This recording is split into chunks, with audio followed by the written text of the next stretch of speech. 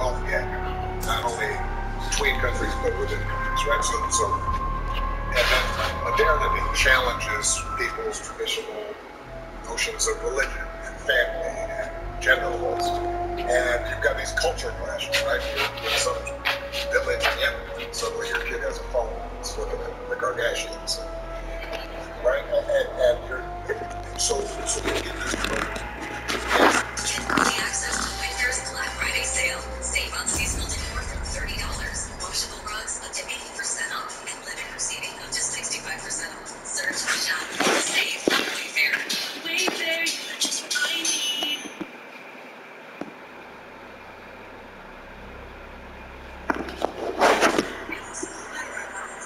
The self-cleaning automatic litter box for cats. It eliminates the burden of scooping and leaves your cat with a clean bed of litter every time. With Litter Robot, your days of scooping are over. Too many chores? Litter Robot. Going on a trip? Litter Robot. Too cozy to pull yourself off the sofa? Litter Robot.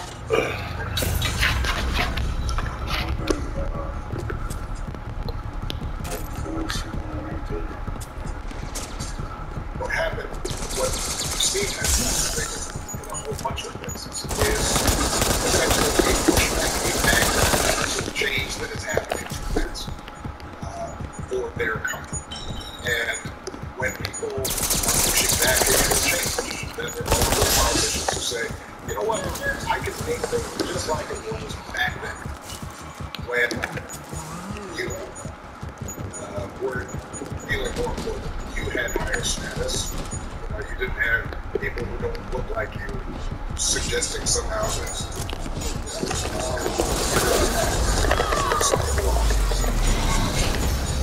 you had somehow your traditions. And in that key, usually also are saying, oh, maybe it's something else. Maybe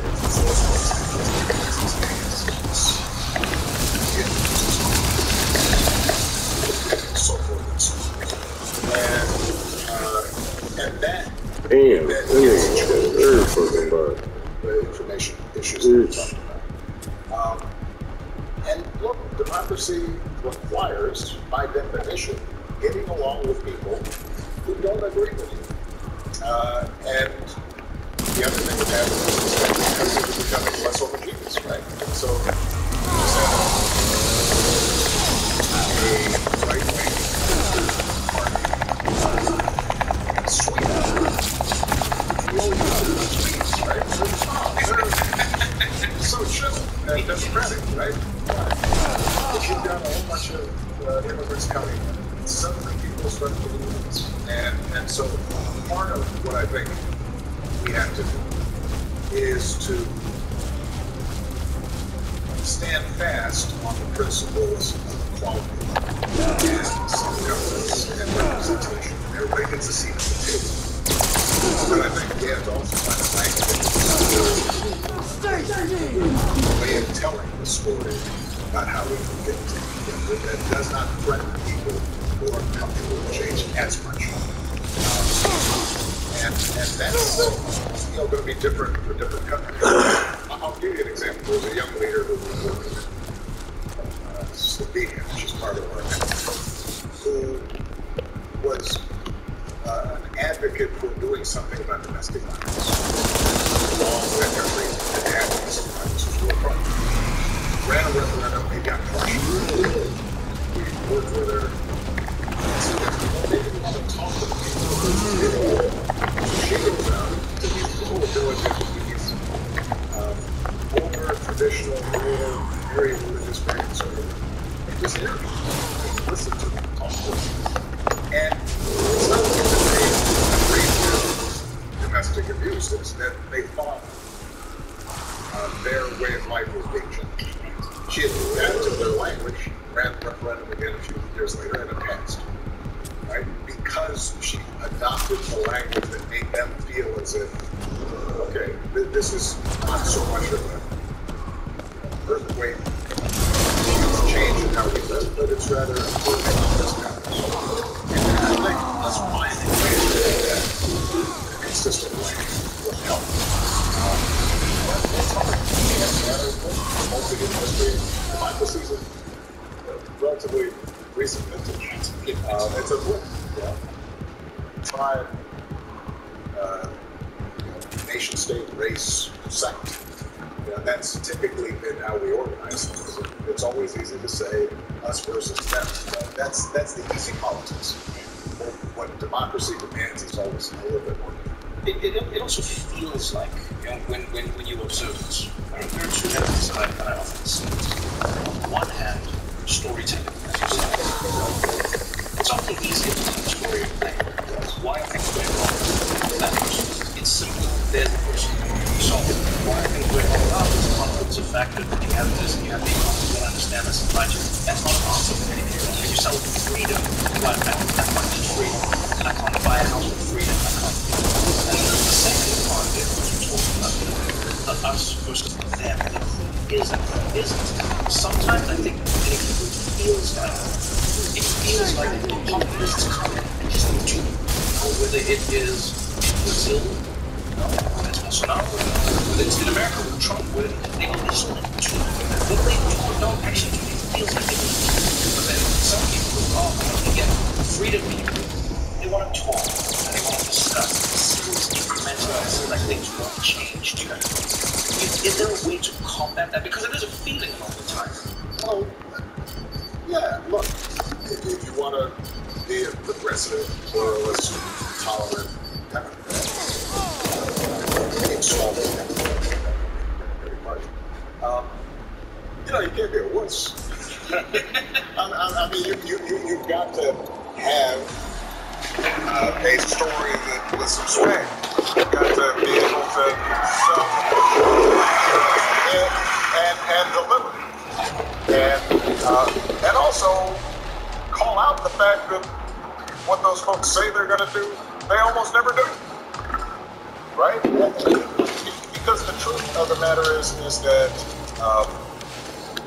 when you look at, when we have experiments, those countries that have the ability to harness everyone, and everybody participates, and there's consent, and people feel like, all right, this is working for us, versus places that are failed states. The track record of democracy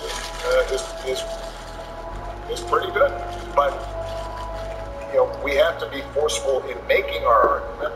And what is true is that we can't just talk; we got to walk the walk. Which is why we're having a forum in New York. One of the topics that we're talking about is inclusive capitalism.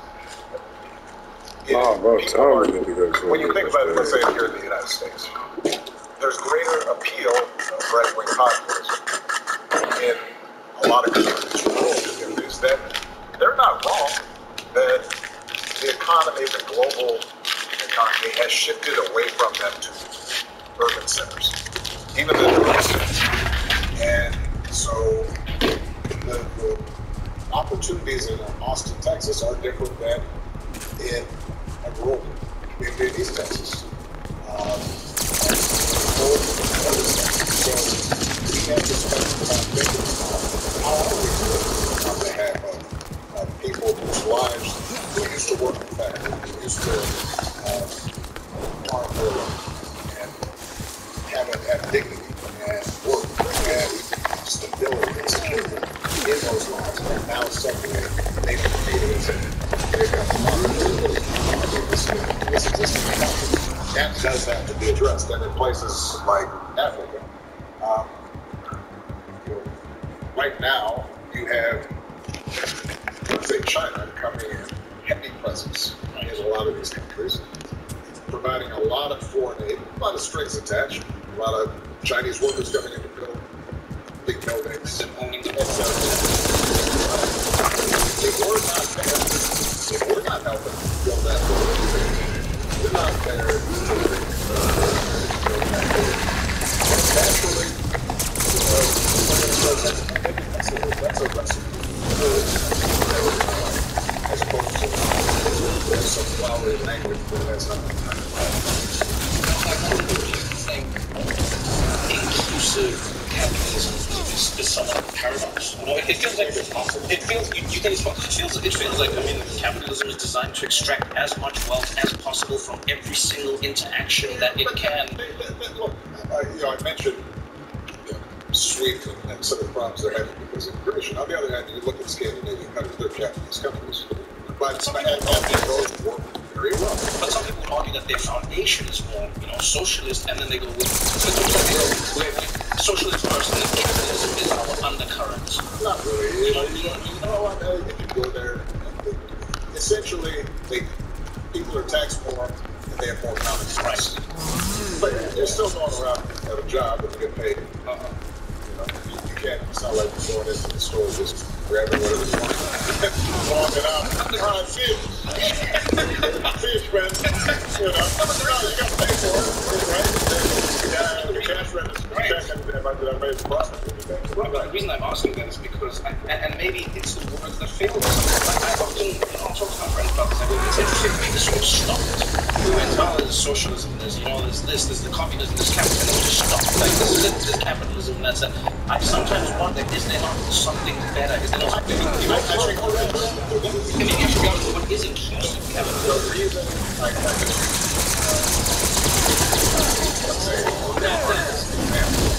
is not because it's going to work perfectly in the United States or something. No, they've got something like some things. Right. There is an advantage in terms of efficiency and also freedom to a market system. Right? You have a control system. Some guy in an office is deciding how many potatoes we're going to grow this year. That usually doesn't work. Right. The flip side of it is that what we've also learned is that some guy in a boardroom is deciding I'm going to ravage the environment, do whatever I want, and that doesn't work either. So we're going to have a blend of something. We want some collective decision making about social good, and we want something that's efficient and dynamic and allows us to exercise our innovation.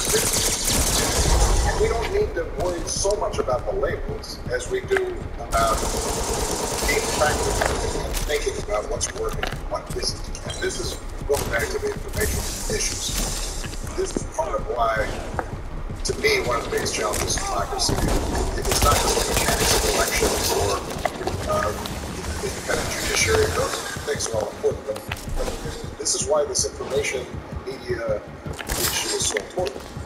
Because what we've seen here in the United States and elsewhere is a abandonment of and reason and logic.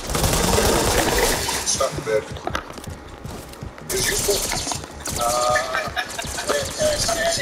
and necessary. And if we can't have a debate based on facts, then we can't get to better solutions, right? We start talking in slogans and nonsense, and there's no reality check.